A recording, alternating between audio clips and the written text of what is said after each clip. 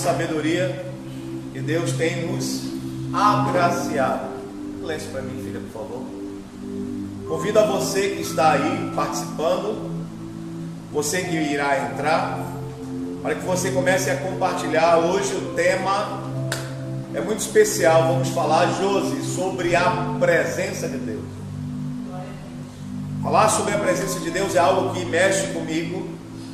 Falar sobre a presença de Deus, a doutrina sobre a essência, a presença, a manifestação, a aparição, os feitos de Deus é para mim algo extraordinário. Então eu propus ao meu coração a compartilhar com vocês sobre o tema a presença do Senhor. Vocês já viram aí, por favor? Por que eu escolhi esse tema, falar sobre a presença de Deus? Falar sobre a presença de Deus não é tão fácil, porque primeiro, para você falar sobre a presença de Deus, você vai ter que ter, no mínimo, uma intimidade ímpar para falar sobre a presença de Deus. mas dentro da Bíblia nós vamos tentar discorrer e passear sobre ela e tentar entender a importância da presença de Deus na vida de todo aquele que precisa ter um ministério melhor, ter uma vida abundante melhor, receber uma unção sobrenatural. Nenhum ministério poderá viver sem a presença de Deus. Nenhum pastor, nenhum líder poderá viver sem uma graça sobrenatural, falando da presença de Deus. Esse no capítulo de número 33, verso de número 7, nós temos um versículo muito maravilhoso, que fala sobre um homem chamado Moisés, um homem que se dedicava à oração. É que ele constantemente vivia na presença de Deus, porque Deus havia o chamado para fazer a sua vontade, para construir o tabernáculo, onde o próprio Deus iria se manifestar. Veja que coisa gloriosa. Moisés, ele orava constantemente, ele estava na tenda que ficava do lado de fora do acampamento, chamado de tenda do encontro. Todas as pessoas tinham por costume de ficar na porta da tenda, esperando o seu líder espiritual, chamado Moisés, passar. E quando Moisés passava, todo o povo se levantava. Que glória! Porque Moisés não ia falar com o prefeito, não desmerecendo o prefeito. Moisés não ia falar com o governador, não quero desmerecer o governador. Moisés ia falar com Todo-Poderoso, El Shaddai, o Elohim, o El Elyon, Criador dos céus. E quando as pessoas viam que Moisés chegava na porta da tenda, algo muito, muito especial acontecia, pois baixava uma coluna, uma nuvem, que pairava a entrada da tenda, e o Senhor falava com Moisés. A manifestação de Deus aqui era através de uma nuvem. Imagine comigo uma nuvem espessa, um dia de sol, sem neblina, sem nada, e de repente, quando Moisés começa a andar até a tenda do encontro, por isso é o nome tenda do encontro, porque Moisés iria se encontrar com Deus, Moisés ia falar com Deus. E aí a nuvem descia e havia um relacionamento de um ser, que o seu nome é mistério, e durante muitos anos ele ficou conhecido como Iavé, o Yod-He-Vav-He. Sempre o povo, ele observava esse relacionamento entre Moisés e entre Deus. Quando Iavé falava com Moisés, era um relacionamento de face a face, Josi. Era uma conversa como que um amigo conversa com outro amigo.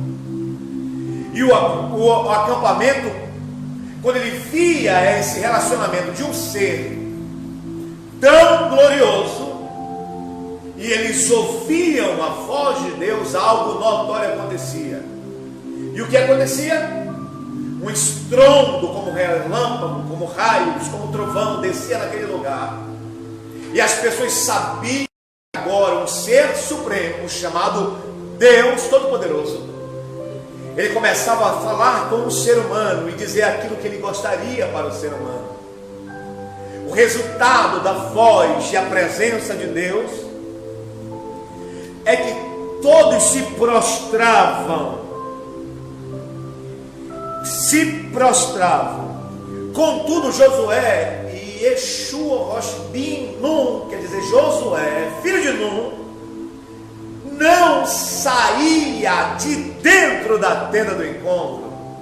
Aqui eu tenho um segredo maravilhoso da parte de Deus para quem quer uma presença maravilhosa na sua vida e no seu ministério.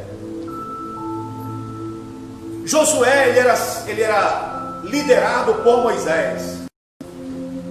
E ele sabia que Moisés, ele tinha um relacionamento já com Deus. Ele já sabia que Moisés, ele tinha uma unção, uma graça e uma autoridade do próprio Deus, Josué. E ele entendia o princípio da autoridade espiritual. E ele sabia que naquela época quem se comunicava com Deus era Moisés.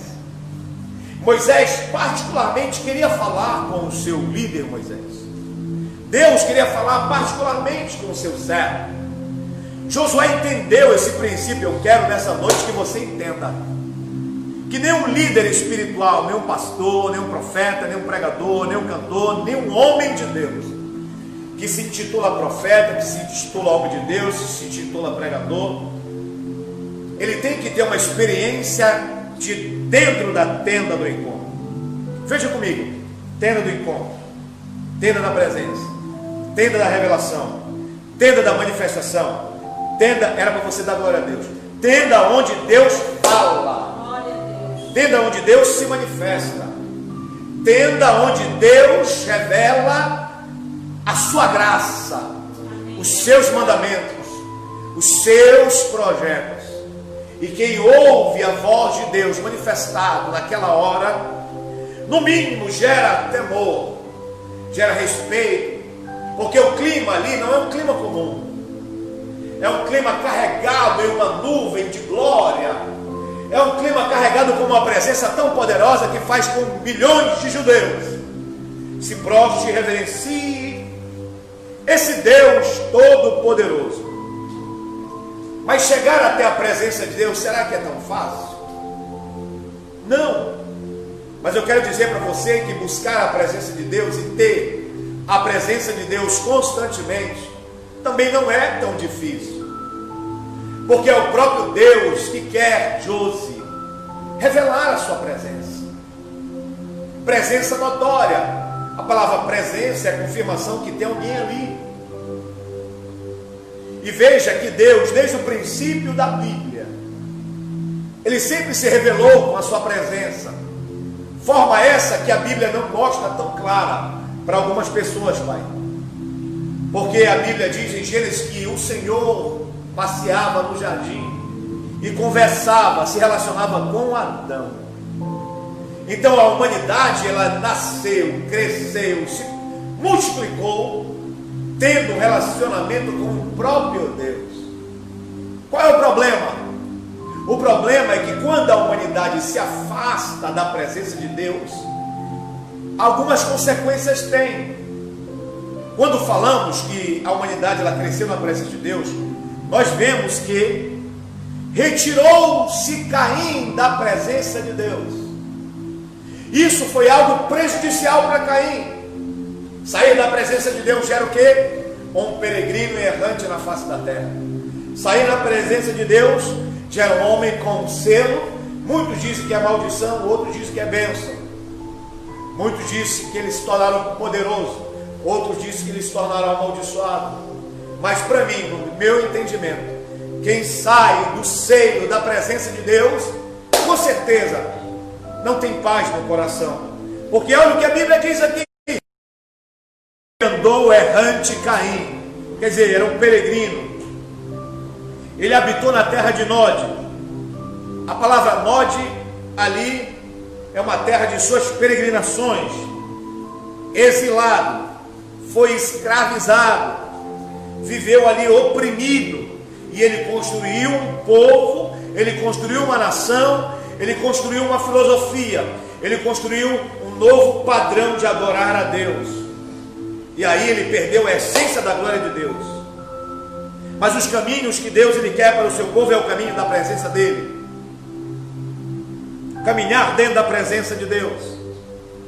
Falar da presença de Deus é falar de um ser que tem a sua presença manifestado em todas as coisas que existem. Quando olhamos para o livro de Salmos, diz assim, que os céus proclamam a glória de Deus. Com outras palavras, os céus anunciam as obras das suas mãos.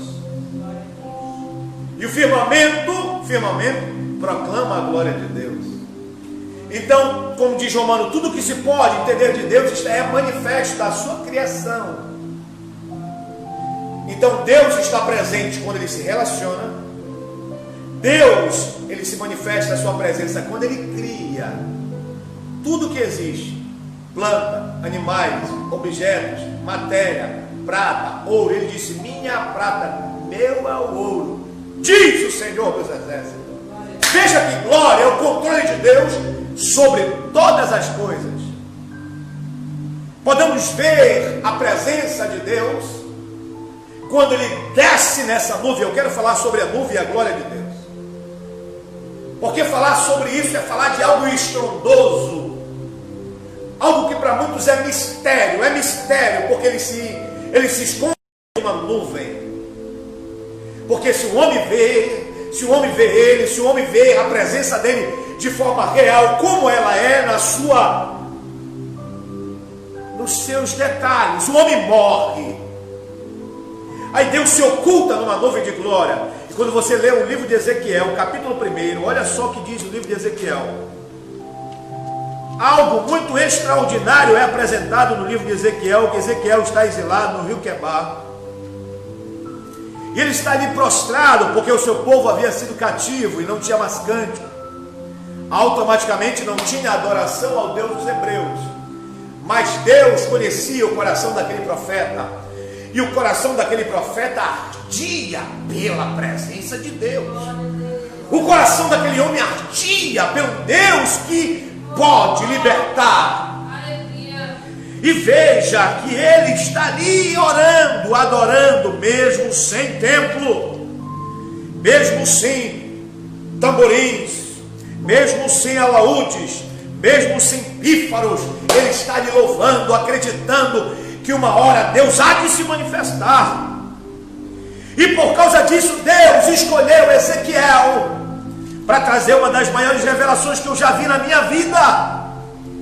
Porque a Bíblia apresenta a presença de Deus de diversas formas, mas no livro de Ezequiel a presença de Deus ela é peculiar, porque ela é mais detalhada.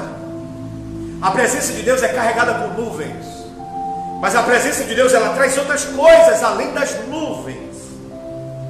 Então olhei e contemplei uma terrível tempestade. A presença de Deus não traz algo comum. A presença de Deus traz uma tempestade. Então imagine comigo, amados e queridos irmãos, como é o barulho de uma tempestade. Vamos entrar dentro de uma tempestade, imaginar dentro dela como é, e tentar compreender o som, o vento e a voz de Deus que ecoa dentro da tempestade. Isso aqui é muito forte, porque ele escolhe um elemento que dá medo nas pessoas. O tufão dá medo, o ciclone dá medo. E todas as vezes que Deus queria se manifestar no Antigo Testamento, ele se manifestava nos ciclones, nos tufões, nos raios, relâmpagos e trovões. Olha o que Ezequiel vê, olha, isso aqui é muito forte. E uma tempestade que se aproximava, vindo do norte. O norte, eu quero profetizar pela palavra profética que arde no meu coração. O norte do Brasil ainda vai ser um palco de avivamento, de pregadores do evangelho genuíno, e irão pregar a palavra cheio da tempestade de Deus. Cheios da tempestade da presença de Deus. Mas veja bem, uma nuvem enorme, não era pequena, e os elementos, raios intensos, e não era qualquer raio, eram intensos. Oh glória, imagina comigo a glória de Deus. Imagina comigo os raios, em que um ser está coordenando esses raios. Ele estende a mão e os raios vai na frente, e as nuvens, e a glória, e a presença vai na frente, cercada por forte luz brilhante. E no centro havia um fogo que parecia um metal que reluzia. Que glória, irmão. Então veja essa mistura entre nuvens e tempestades. Estou falando da presença de Deus na sua primeira manifestação. Quem sabe você está acostumado com isso aqui, ó. Presença de Deus. Isso é manifestação daquilo que Deus já fez na tua vida. Isso nem se compara nem uma gota suja presença de Deus.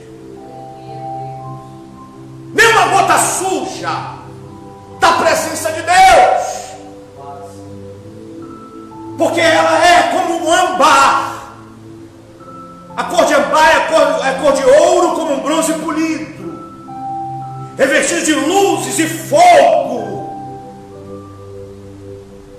Que o metal, vocês já viram o metal reluzente? Que dói a vista. Então imagine o que Ezequiel contemplou nesse lado. Algo semelhante quanto 4 seres.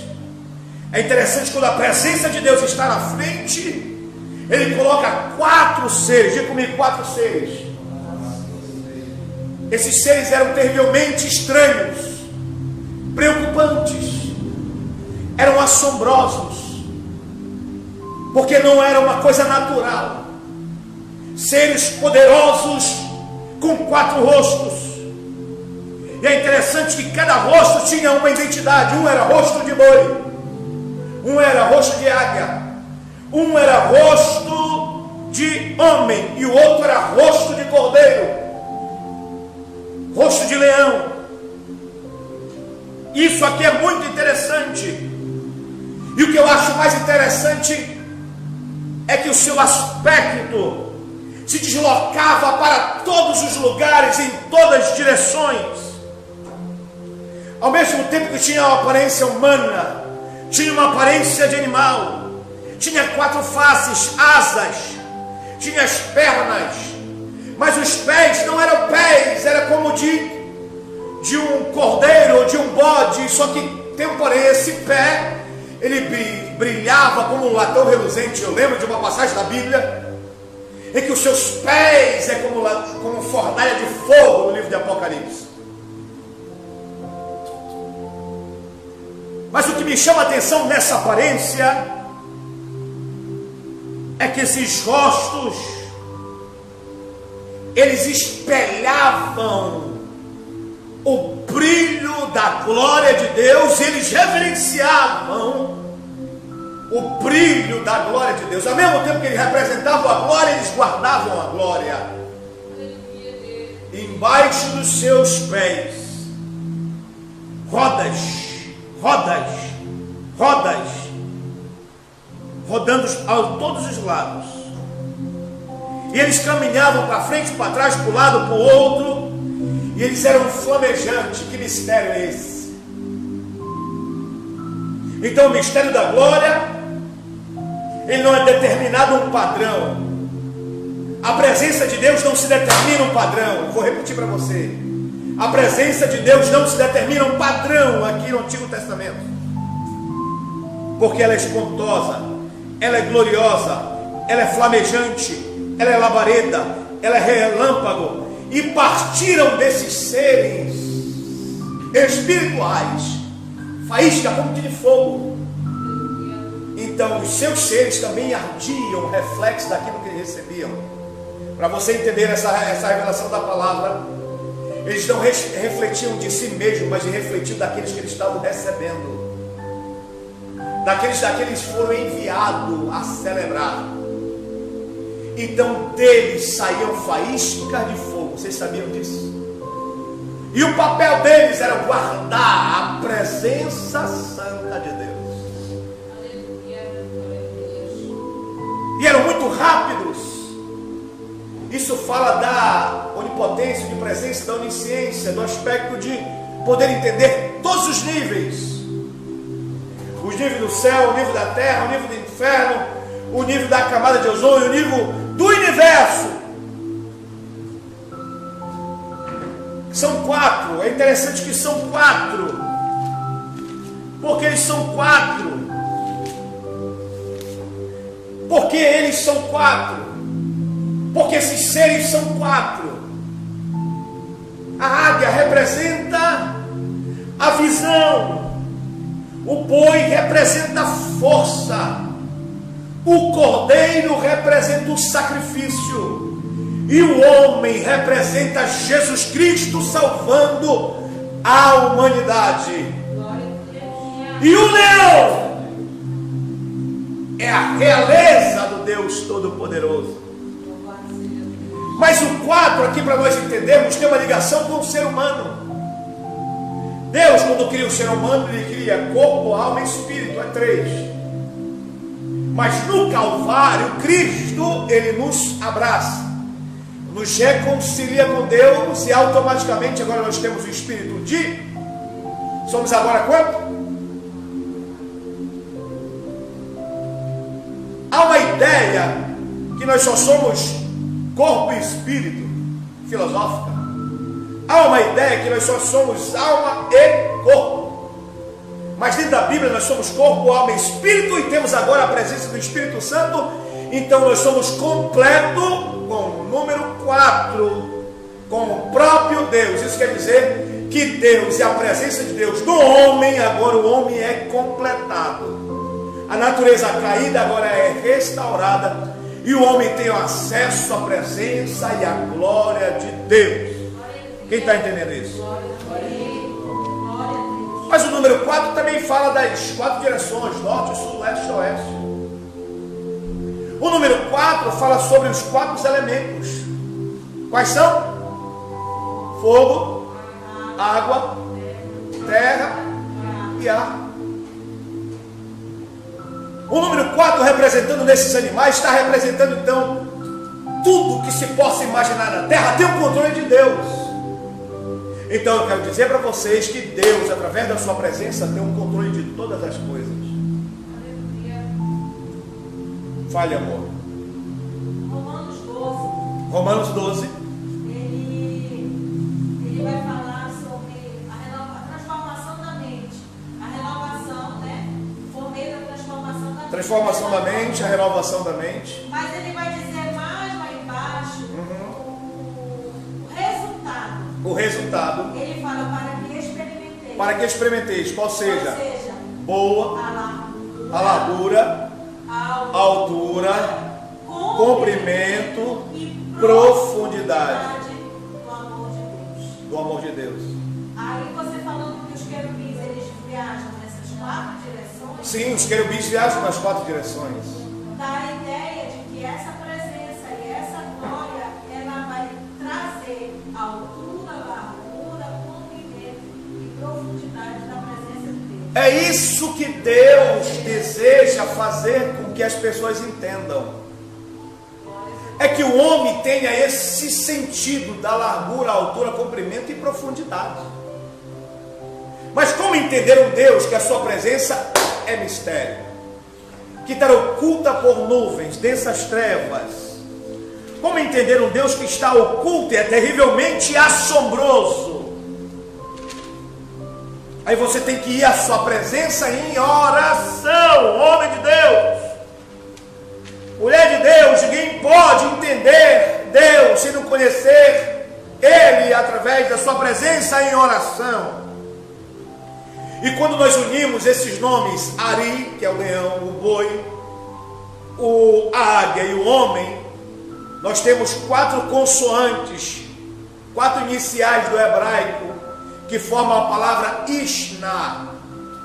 Esse termo da palavra hebraica para Ishna quer dizer ensino, escola, do verbo Mishnah, que é repetição. Você está entendendo? Que é repetição do verbo chamar, estudar, revisar. Quando nós temos os símbolos, nessa representação, Deus quer nos ensinar sobre a sua presença nessas 4 coisas: na força, na visão, no cordeiro e no homem que foi salvo. E no leão. Aleluia. Eu estou falando cordeiro porque eu quero falar sobre o cordeiro. Mas para entendermos a presença de Deus, nós temos que ir para o cabeça, que é o cabeça da criação. É o Bereshit, é o que foi no Bereshit. Bereshit bara Elohim et ha-shamayim. A palavra Bereshit, ela vem do radical da palavra Roshi, que é Reshit. E Roshi é cabeça. Então, quando pegamos a pictografia, quer dizer, os desenhos desses nomes em hebraico, nós temos a seguinte frase: o cabeça com sua força, na semente nós temos um líder. Você pegou isso, Mike? Isso aqui, descodificando a palavra hebraica, é que o cabeça, que com sua força, através da sua semente, temos o líder. Cabeça é o homem, cabeça de toda a criação. Cristo é o cabeça de toda a criação. A primeira revelação da presença de Deus é Cristo, o cabeça de toda a criação. Que através dele mesmo, ele se apresenta na criação como o Criador. Talvez você não conheça essas coisas. Talvez o que o pastor está ensinando para você sobre prosperidade, sobre dízimo, sobre oferta, tudo isso é bom. Talvez o teu pastor está te ensinando sobre conhecimento, pluralidade de bênçãos, sobre atividade, 5 razões para uma vida feliz, 5 razões para um casamento próspero. Mas toda a base de um ensinamento está baseado na presença de Deus, que é o cabeça da criação, que estabelece o homem, que dá diretrizes ao homem. A maior força da expressão para o homem conhecer a Deus é pela sua palavra. Então não existe maior metodologia do que essa. Nenhuma metodologia científica se equipara à palavra revelada de Cristo, através do cabeça de toda a criação, em que expressa e exprime a sua vontade, a sua graça e a sua revelação. Dentro de Cristo, cabeça de toda a criação, ele estabelece normas, famílias. Então não haverá um casamento, não haverá uma família, não haverá um ministério, não haverá qualquer pessoa trabalhadora fracassada, se ela estiver pautada dentro desses princípios eternos, em que buscamos a presença de Deus. E nós temos uma palavra hebraica para guardião. Cristo é o guardião da nossa alma. Então nele é o líder do caminho, que traz a força, com seus pregos na mão e pregos nos pés. Quando nós transliteramos essa palavra hebraica para guardião, nós temos a seguinte frase. Eu não tenho tempo para decifrar, descodificar cada palavra hebraica que junta o nome guardião. Mas você sabia que eles, unidos e descodificando, torna-se uma frase que ele não foi orgulhoso, e ele andou pelo caminho, e no pés levou pregos, e na mão levou prego. Ele é o Shomer Daltot Israel, guardião da casa de Israel. Como guardião, ele pega prego nos pés, prego nas mãos. Está entendendo aí? Você pode adorar o Cristo, que é a revelação da presença e da glória de Deus. Pregos no braço, prego nos pés, revela a presença de Deus encarnada. Como eu sempre prego para vocês, e no princípio era o, e o verbo estava com, e o verbo era, e o verbo se fez carne. Então, para irmos à presença de Deus, quem gostaria de ir na presença de Deus aqui hoje à noite? Então nós vamos pelo caminho. Diga comigo, Dere. Diga, Dere. Caminho. Para irmos à presença de Deus, nós temos que entrar no caminho. No caminho. Entenda isso aqui que é muito forte.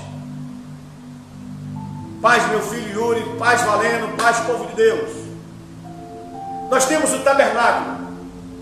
Deus quer se revelar. Aí ele vem com uma nuvem, ele vem com uma glória, ele vem com uma tempestade. E aí quando ele fala, Moisés, treme tudo, irmão. Não, treme tudo, irmão. Treme toda a terra, porque a voz dele estremece céu e terra. E diz Ezequiel que a voz dele é como ruídos de raio, relâmpagos e como ruídos de oceano e de mares, e como ruído de um exército poderoso indo à guerra. Eita glória! Então imagine comigo que quando o povo ouve a voz de Deus ecoar no deserto, falando face a face com Moisés, primeira coisa que eles dizem, que não fale nós com Deus, que fale Moisés contigo. Tem muita gente que tem medo da glória. Tem muita gente que tem medo da presença e prefere que o sacerdote fale. E aí o sacerdote vai estar cheio da presença, ninguém vai entender isso. Como é que aquele pastor é cheio da presença? Porque ele fala com Deus, irmão. Então qual é a chave bíblica aqui? Só é cheio da presença quem tem uma vida de oração. Nenhum líder terá sucesso quando a A.W. Tozer diz que o homem, ele pode ser aquilo que ele vive cotidianamente. E tudo aquilo que você alimenta, você é guiado. No Salmo 91 diz aquele que habita. A palavra habitar ali no hebraico é morar. Só que tem um sentido de tabernáculo. Então ele entendeu que o tabernáculo foi o lugar da presença de Deus. Diga tabernáculo, lugar da presença de Deus. Então vamos falar mais sobre isso.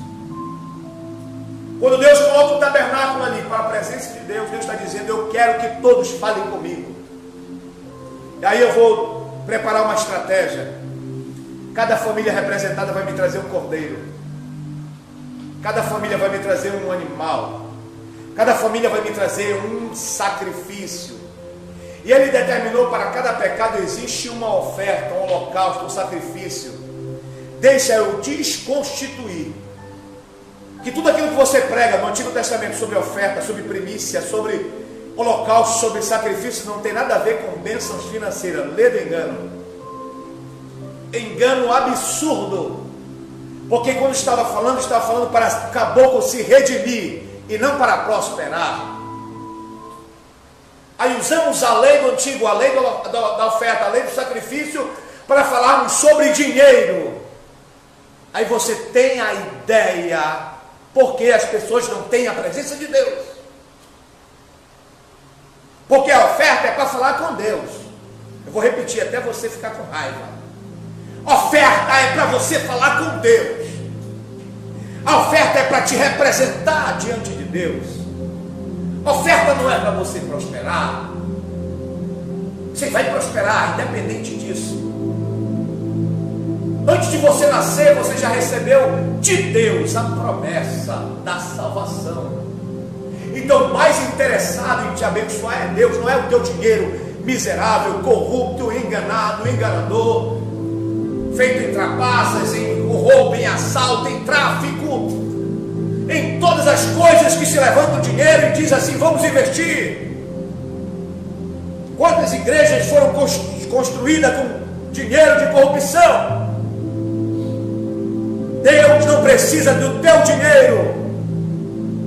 A igreja aqui, instituição, local precisa, porque temos luz, temos que comprar pano, temos que botar um copo, temos que pagar energia, temos que pagar a internet que está falando com você. Mas quando falamos de oferta, estamos falando de irmos à presença de Deus, de irmos ao seu altar, de nos quebrantarmos, de nos humilharmos e nos convertermos.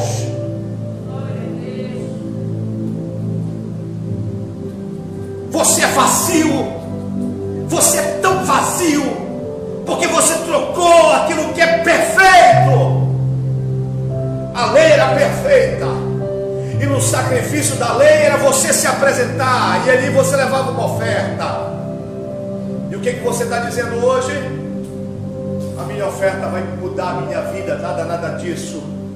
E eu preguei sobre isso, sobre a oferta que nos representa.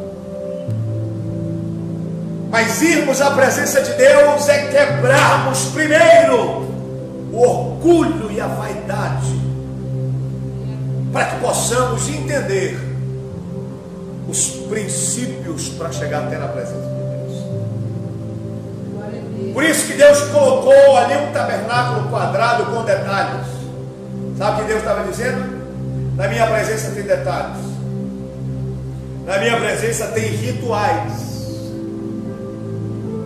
Na minha presença existem algumas coisas que você tem que fazer. Você está acostumado com tanta mentira, com tanta besteira. Você está acostumado com tantas coisas. Falar sobre isso parece que é até enfadonho para você. Porque você está acostumado com mentira, com engano. Você está acostumado com mentira, com movimentos, com coisas que são falaciosas. Mas eu quero destruir isso. Esse conceito que o tabernáculo, ele é um lugar especial para termos as maiores revelações da nossa vida. E a primeira revelação que eu e você temos que entender é que existe uma porta lacrada com 4 cores. E essa porta, ela dá acesso ao altar do sacrifício. Ninguém pode entrar na presença de Deus se não passar pela porta. Deus disse: faça a porta. Quem entra pela janela é ladrão. Quem entra pelo muro é ladrão. Mas quem entra pela porta está convidado. Quem entra pela porta é amigo. Quem entra pela porta é uma pessoa bem-vinda. Quem entra pela porta tem acesso aos demais departamentos da casa. Por isso que Deus bota uma porta no tabernáculo. Não está aberto. Ele está dizendo: não é de qualquer forma, não é de qualquer maneira, não é de qualquer jeito. Primeiro, chegue à porta. Na porta você apresenta ao sacerdote o sacrifício. Está aqui, sacerdote, o meu sacrifício.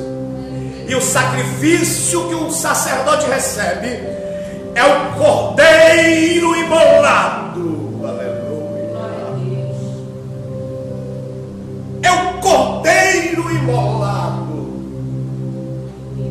Aí o sacerdote te dá acesso para você sacrificar.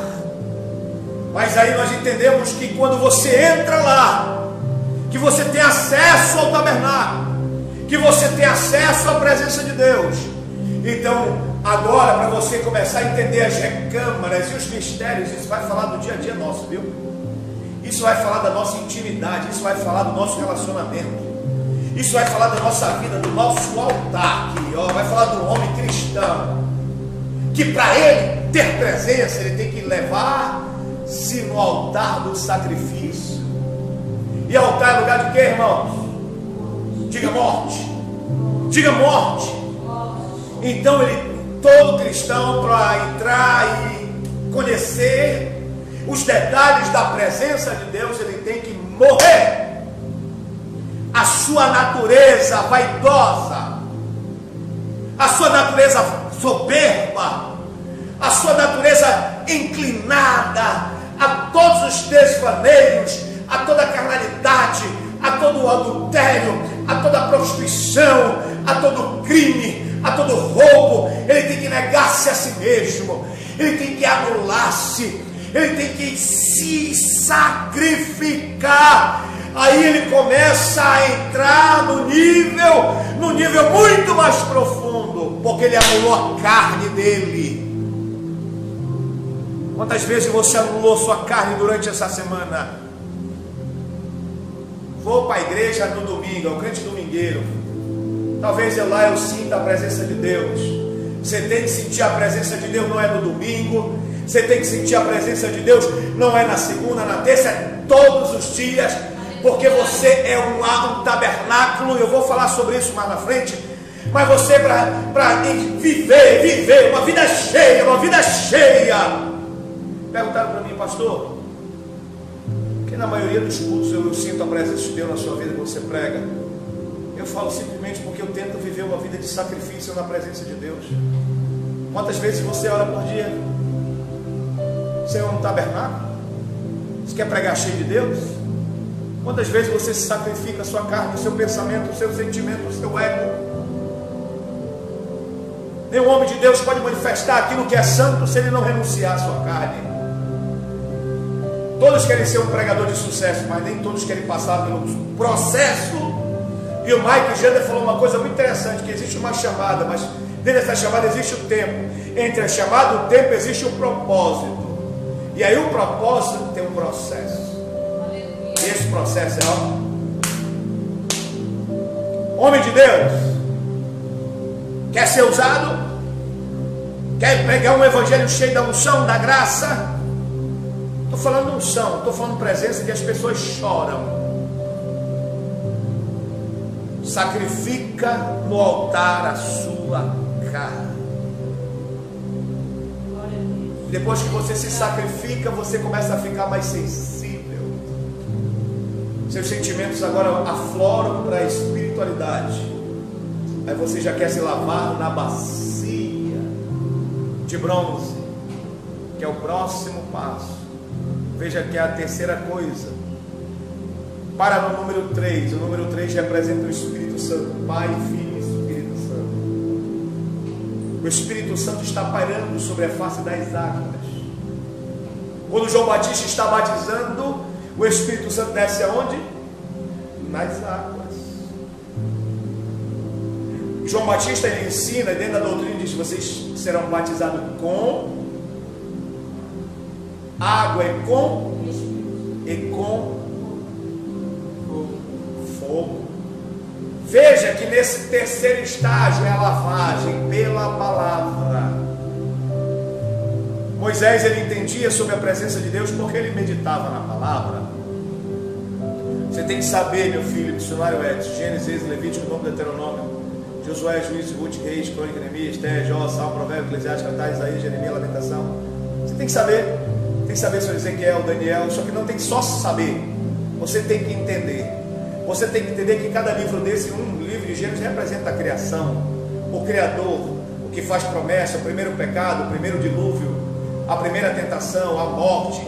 Você tem que entender que lá tem José, lá tem os patriarcas. No livro de Êxodo tem as leis. Medita, só tem presença quem medita. No livro de Êxodo nós temos a libertação, nós temos o cumprimento da promessa que foi feita a Abraão no livro de Gênesis.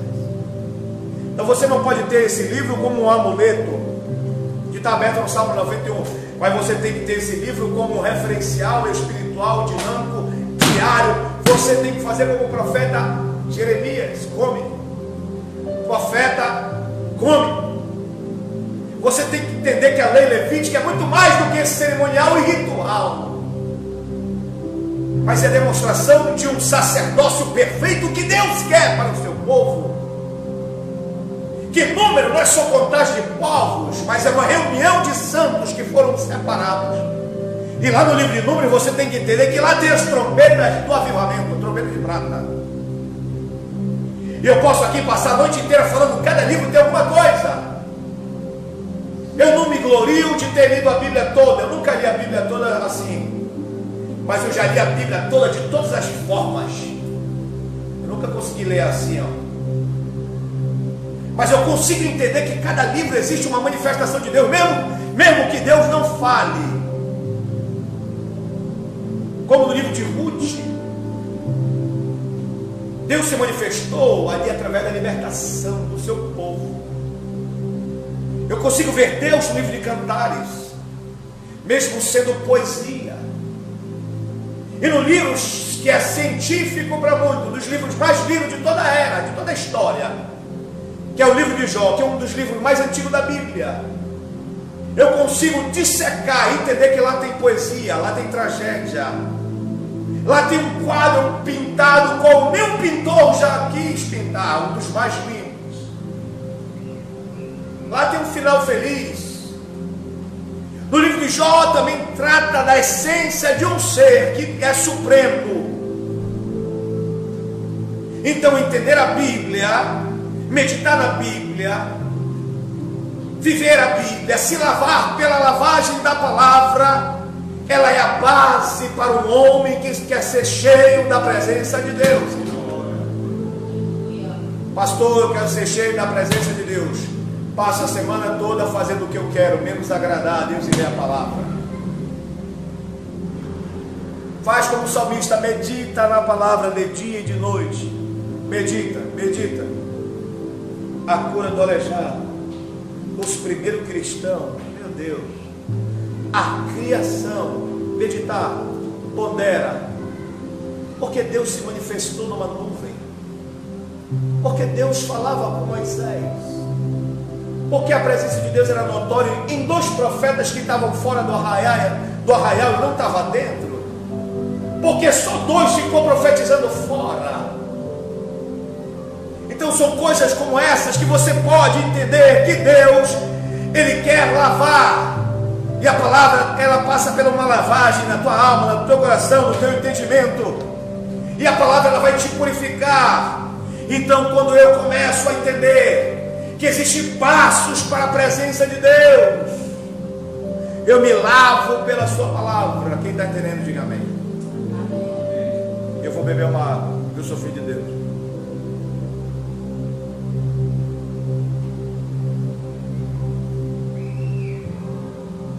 Isso aqui é muito sério que eu estou falando. Não existe um ministério que não tenha esses processos. Pastores, pregadores, homens de Deus, vivam para o teu propósito, vivam para a tua chamada, vivam intensamente. Vivam como se fosse a última coisa da sua vida. Viva como se fosse a única esperança de vida. Viva tão intensamente, mesmo que não acredite no teu ministério, na tua chamada, no que você prega, no que você fala, não interessa, mas viva! Porque um dia trará um resultado. E Paulo diz que todo sofrimento traz um resultado de glória em glória. Então caminhe para a presença de Deus comigo. Caminhe para a presença de Deus comigo. A presença de Deus, ela vai te levar agora para lugares chamados lugares de intimidade. Diga comigo, lugares de intimidade. Lugares de intimidade. Diga. Quando você passa pela lavagem da água, você vai entrar no santo lugar. O corpo não é 3? Sim ou não? Corpo, alma e é 3. O tabernáculo, ele se divide basicamente em 3 partes principais: o átrio, o santo e o santíssimo lugar. Veja que para a presença de Deus você fica no átrio, depois você entra no santo lugar, correto? Olha o corpo. O corpo é a parte de fora, é o átrio, é a casca, é o lugar de sacrifício, é onde dói mais, onde eu sinto mais, onde eu sou, onde eu tenho que orar, onde eu tenho que me esforçar, onde eu tenho que me lavar, eu tenho que me santificar. Quando eu chego no santo lugar, onde é o santo lugar do homem? Diga comigo, a alma. Diga a alma. Então veja que é um processo, sim ou não? A alma. Por isso que eu tenho os filhos que vão comigo no lugar ali. Aí quando eu levo eles, a gente não fica 1 minuto, a gente não fica 1 hora, nós não ficamos 2 horas.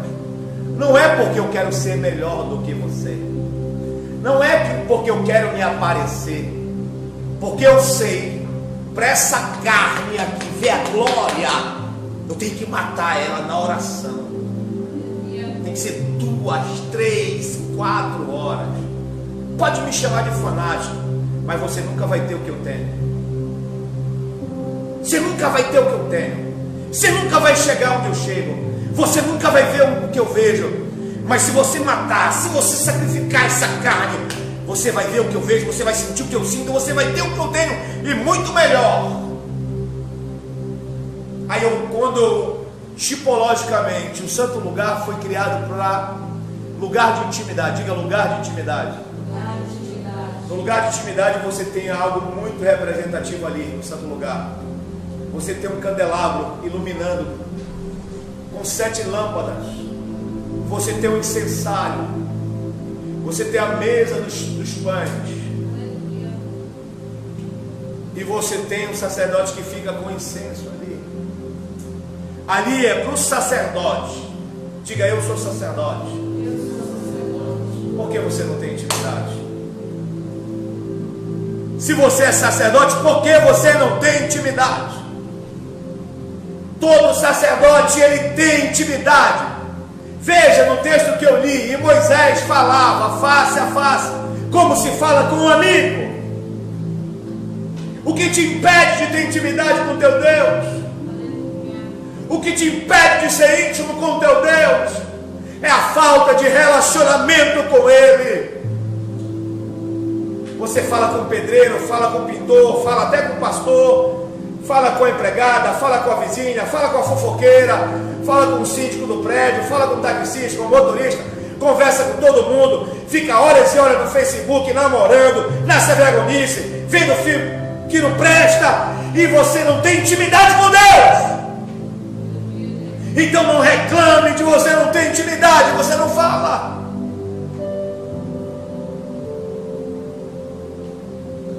O que vai determinar a sua intimidade é o tempo de relacionamento com Deus. Aleluia. Quando você entra ali, acontece uma coisa, Mike, porque aquela parte é ligada na segunda parte. A parte de fora, ela é uma só, só que a parte de dentro ela é duas. São tempos ali, de eternidade a eternidade.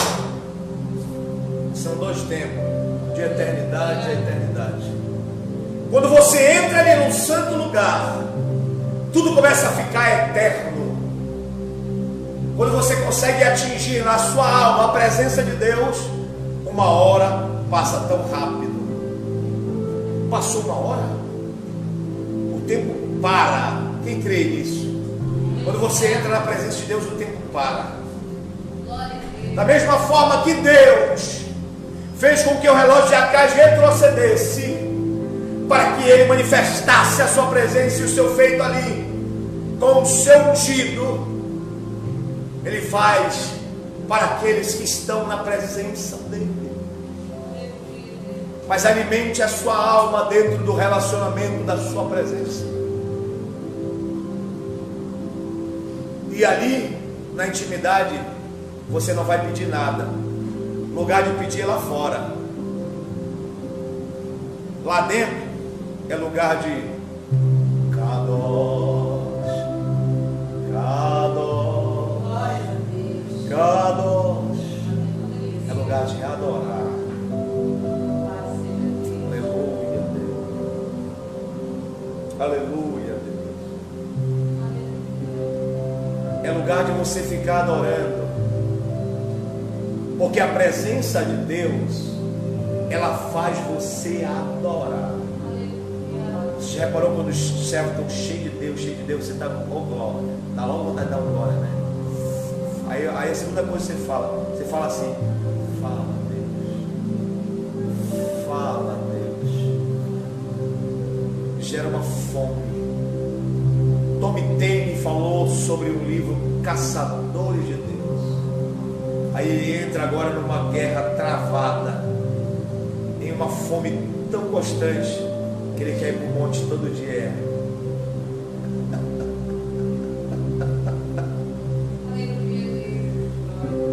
Todo mundo está dormindo, ele quer, não, eu quero orar. Todo mundo está descansando, ele diz: eu quero a presença de Deus. Porque foi gerada uma presença muito forte. Porque ele conseguiu que a alma dele atingisse a presença de Deus. A alma para os racionalistas, os céticos, é só razão, só lógica. Dentro de uma visão filosófica é só razão, só lógica, é só ciência pura, é só cognitivo, é só lógico. Mas a alma para o cristão, além de ser razão, lógica, ainda fala da espiritualidade. E o nosso espírito é uma parte imaterial também, que é o espírito que Deus coloca como fôlego de vida. Esse é o espírito como fôlego. O homem se torna alma vivente, o homem se torna espírito vivente e alma vivente, os dois. Animais só tem um, o homem não. O homem tem as duas. E quando o homem morre, o corpo volta para a terra. A alma vai ficar num lugar esperando a redenção ou a condenação eterna. Está lá em Daniel capítulo 12, verso 4. Uns ressuscitarão para a glória, outros ressuscitarão para a vergonha. E o Espírito volta para Deus. Esse não é o Espírito de Deus, é o Espírito como fôlego, o ruá. Eu vivo por causa do Espírito, eu respiro por causa do Espírito. O meu corpo todo funciona por causa do meu Espírito. É chamado no livro de Cantares, se não me engano, fio de prata. Se for cortado o fio de prata, já era, o homem morre e acaba. Mas eu quero caminhar com você dentro dessa visão que é muito profunda. Quando nós atingimos na nossa alma a presença de Deus, logo queremos ir além. Aí você vai entender. Sigamos e prossigamos em conhecer algo. Você entende? Quanto mais você busca, mais você quer. Porque a tua alma está alimentada com o Espírito de Deus. A tua alma não está preocupada mais em fazer sacrifício, porque ela já sacrificou bastante. Agora ela só quer adorar. Ela só quer a presença, ela só quer a glória, ela só quer os mistérios, só quer a revelação. E ela quer mais e mais e mais. Veja que quando ele está lá no santo lugar, Deus deixa claro ali no tabernáculo e coloca o santíssimo lugar para o homem sentir desejo de entrar ali dentro. Porque lá foi colocado a arca da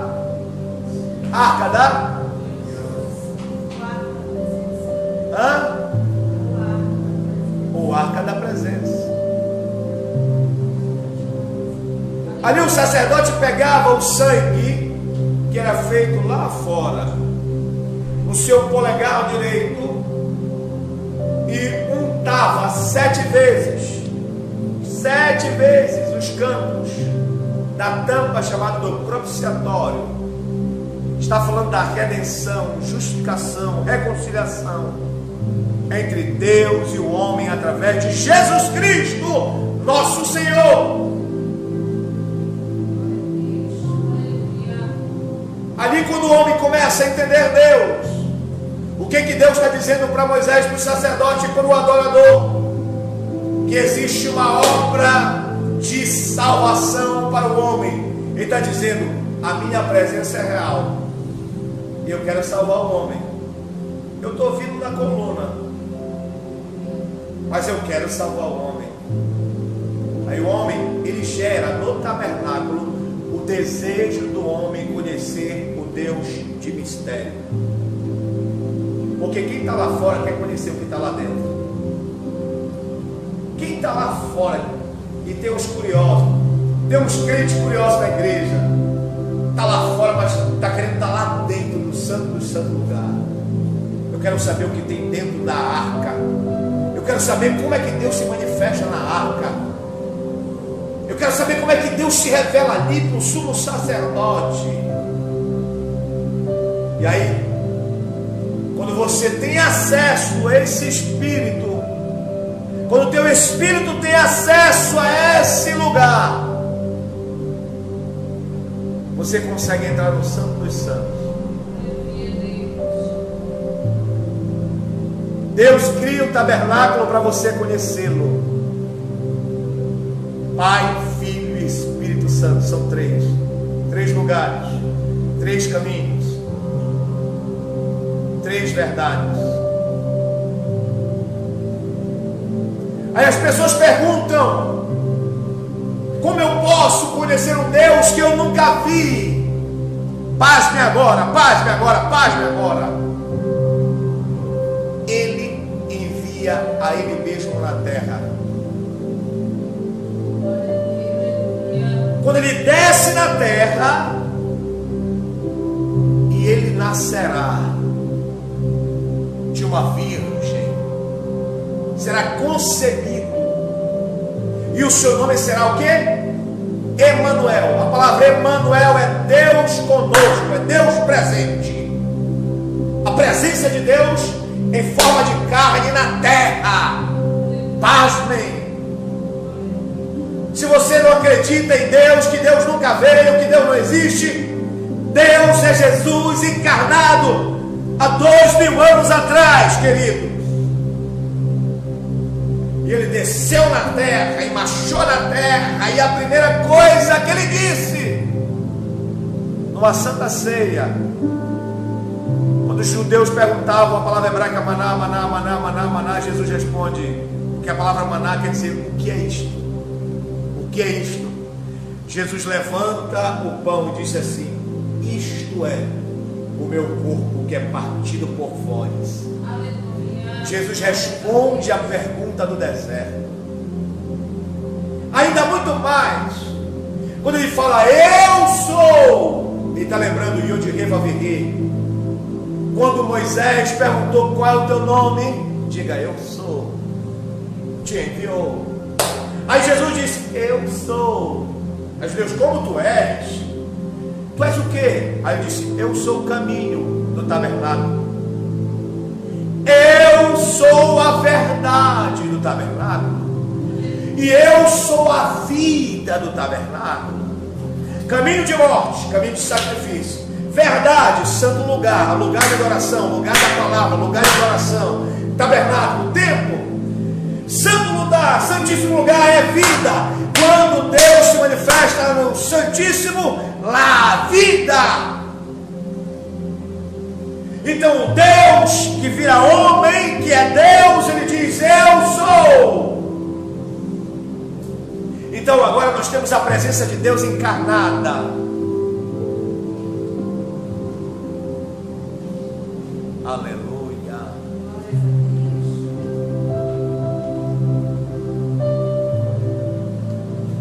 A presença do Filho de Deus encarnada é Yeshua, é Jesus. Então eu vou trazer uma das maiores revelações para o seu coração agora.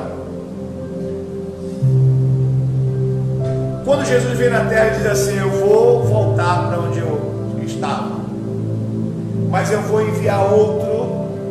A palavra outro ali no original é o que faz as mesmas obras que eu faço.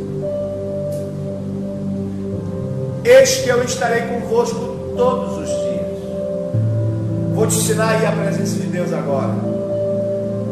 Quando você recebe Jesus como seu Salvador, pasmem, quando você recebe Jesus como seu Salvador, Ele entra em você como selo, lhe marcando, lhe comprando, Ele sela você.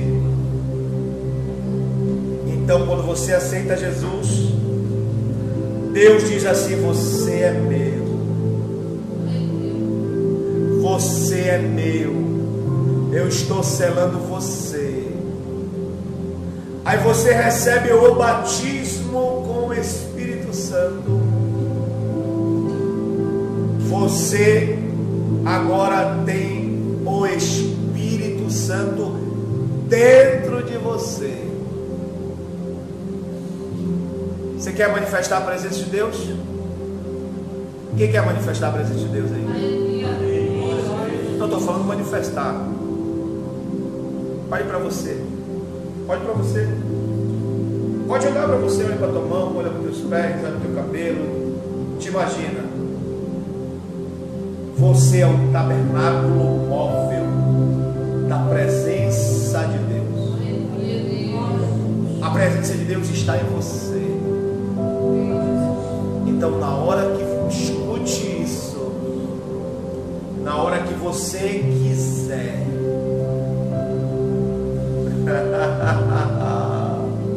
você pode manifestar a presença de Deus.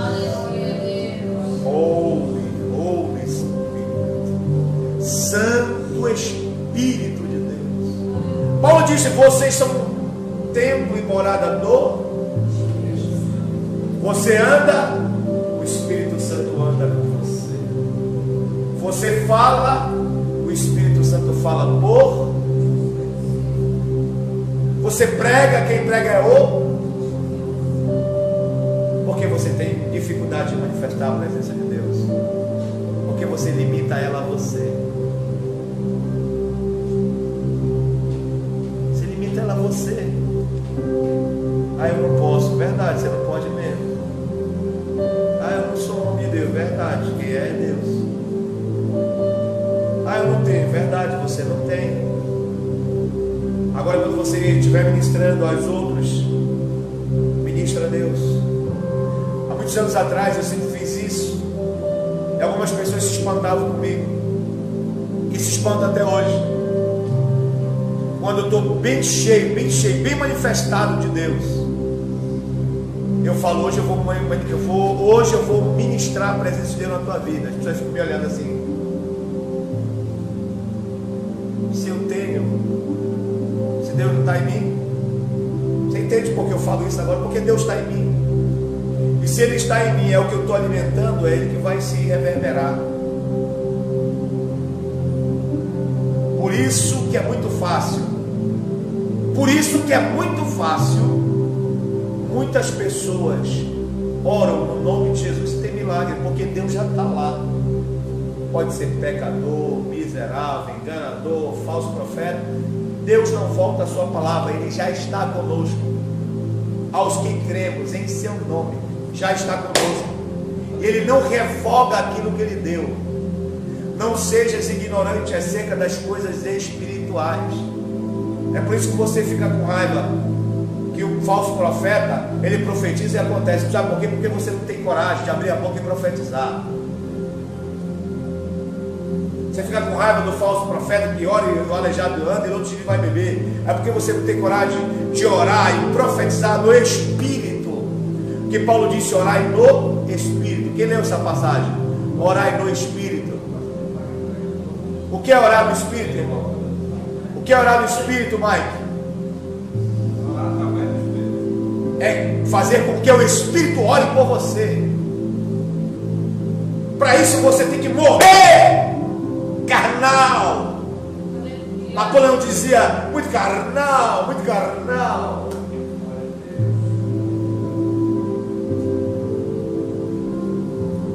Manifeste a presença de Deus que já está em você. Poder já está em você. Eis que vos dou poder e autoridade. Já está em mim, já está em você. A presença já é em você. Você é móvel, tabernáculo. Sabe como é que Deus vai manifestar? Alguém tem que, no lugar, entender que você também está manifestando a glória de Deus. Mas aí, Paulo disse, se é que tem o Espírito Santo de Deus. Sabe o que ele está dizendo? Você consegue manifestar? Você consegue mostrar Deus para as pessoas? Porque as pessoas viram no profeta Elias, lá vai um homem de Deus. Porque era mais Deus do que o Elias. Era mais Deus do que Elias. Aí Eliseu entendeu o mistério. Ei, eu quero que esse camarada tenha. E eu quero a porção dobrada. Para encerrar a mensagem de hoje, eu disse que Josué não saía de dentro da tenda. Josué quis ir mais longe. Moisés ficava na porta da tenda. Leia lá. E Moisés parava na porta da tenda. E Deus já falava com ele. Josué que não era nem um pouco besta. Alguém pensa, Josué não é nada. Josué ali está só querendo bajular o líder Moisés. Mas Josué já estava, no texto que eu li, Josué estava onde? Dentro da tenda. E diz que ele vivia dia e noite e não se apartava de dentro da tenda. Glória a Deus. Quer glória? Quer presença?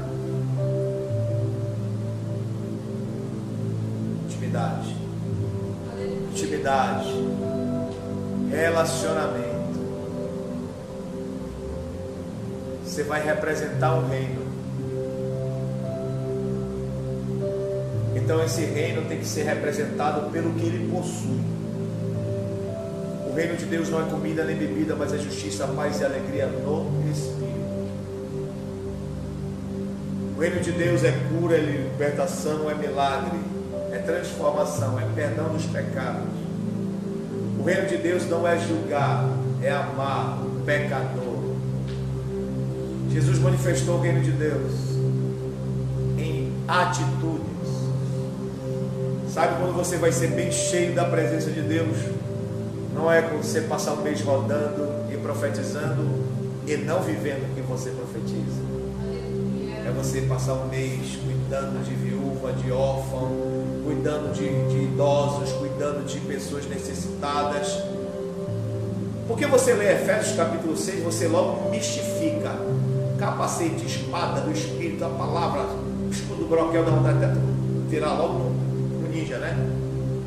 Todo armado, não é? Sabe o que significa isso? Quais eram as armaduras de Jesus? Levanta e anda. Quer ser curado? Quer desenxergar? Tu vê algum capacete na cabeça de Jesus? Tu vê alguma espadinha na mão de Jesus? Pode cortar, irmão. Corta a espada lá, não tem nada não. Mas ele era tão puro naquilo que ele vivia, que quando o dardo inflamado vinha, ele tinha tanta fé. Palavra que vinha e voltava. A coroa na cabeça dele, a salvação, era ele próprio. Ele é a cabeça, ele é a coroa da igreja. Então, ei, tu que é do manto, te reveste de salvação. Busque a salvação. Que adianta tu ser do manto e tu ir para o inferno? Que adianta tu rodar, tu sapatear e ir para o inferno? Se tu nem busca o temor e a santidade, porque salvação está falando de princípio de obediência da palavra.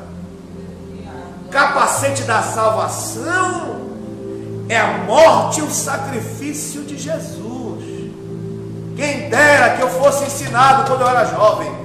Eu ia ser mais santo, ia ser mais crente, ia ganhar mais alma.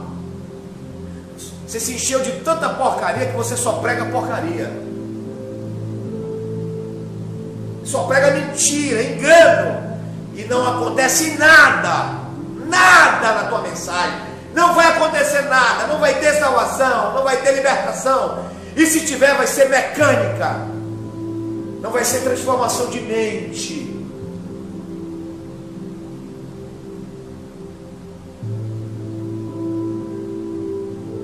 Não estou vendo ninguém da glória aqui. Vamos ver. Glória a Deus. A glória aí, mãe. A glória, Jonas. Cadê os pregadores para dar glória aqui? Glória. Ô glória. Os meus filhos que Deus me deu aqui e lá dentro são crentes, são santos. Vivem a palavra. E eu digo, ai de vocês se não viverem. Ai de vocês se não viverem. E eu não tenho medo de perder o obreiro. Tenho medo de perder a minha alma e ir para o inferno e levar vocês para o inferno. Agora eu sei, se eu ensinar a verdade para vocês, eu estou ganhando. Estou ganhando vocês, estou ganhando a minha salvação. Porque Paulo disse, cuida de ti e da doutrina que tu pregas. É forte. Louvado seja Deus. Diga comigo, calçado. Que é uma bota de fogo, é? Eita, eu creio, irmão. Eu creio que Deus tem mistério nos pés. Mas os seus pés é como fogo. Então fogo é algo que queima. Não é? Deus tem mistério no pé, tem mistério na mão? Tem, irmão. Mas o maior mistério é você estar calçado. Você está com tênis aí, está com sapato aí, calça o evangelho no teu pé. Sabe o que ele está dizendo? Anda, anda, anda, anda. Gênesis, Êxodo, Levítico, Número, Deuteronômio, Mateus, Marcos, Lucas, João, Tiago, Filipenses, Colossenses, Tessalonicenses, Pedro, Hebreus, Filemão, Apocalipse, Judas. E vai lá, e vem cá. É a Bíblia no pé. A Bíblia no pé. Tu anda com a Bíblia, tu prega a Bíblia, tu vive a Bíblia, tu vive a palavra de Deus. Aleluia. E você está cansado. Tem sapato de fogo. Quantas vezes tu leu a Bíblia? Tem pé de fogo, irmão. Cuidado, hein? Eu creio. Chuta o capeta então, irmão. Eu creio. Pode chutar, tá vendo? Eu sou do manto também. Mas aqui eu entendo que esse sapato, eu te digo, que esse aqui capeta não toca. Porque sapatinho de fogo você pode até ter e chutar o capeta, no outro dia te derruba. Mas o sapato do evangelho, meu irmão, esse tu chuta, nunca mais ele volta. E tu não vai cair. Porque todos aqueles que desafiaram o diabo, todos caíram. Que desafiaram o diabo caíram. Todos, teve um. A minha esposa, ela é santa. Ela está me inspirando aqui a pregar. Sujeitável, pois. Ó o segredo.